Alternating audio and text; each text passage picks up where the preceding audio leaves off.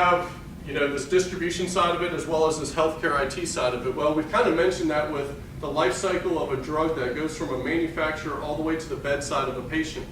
We're driving the safety. So if the product was picked on automation in our distribution center, which has high safety and quality, and then it arrives at a hospital and is put in a robot that picks basically 100% accuracy based on the barcoding, and then that's scanned at the bedside by a nurse and administered to an end patient.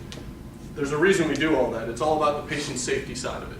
So instead of back in the old days, it was physically picked by a person, and then it was put into a cabinet by a person, then another person took it out, then someone else may have looked at it and looked at a patient's wristband and said, yeah, this is the right person.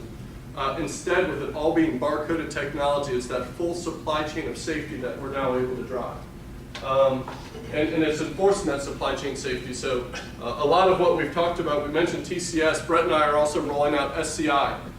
We knew we had a lot of data going into this, but now, once we've had Transportation Live for about a year, and we're rolling WM Live, and we're going to have LM Live, the amount of data that we have in order to run these reports to make sure that we are running a safe supply chain, to make sure that the drug that came in is the drug that left, and the safety pieces of it is our number one priority.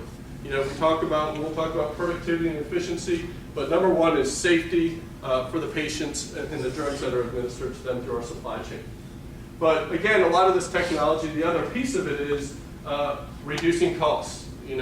All being in the U.S., another political year, it's all about healthcare and healthcare costs and how much does this cost us in terms of how much we're paying on our plans and medicine going up and then going generic and having these big price reductions. Well, optimizing our supply chain, and this is where we'll get into the Manhattan solutions that we've partnered with you in providing. That's all about improving safety, improving the costs, and driving productivity in our supply chain.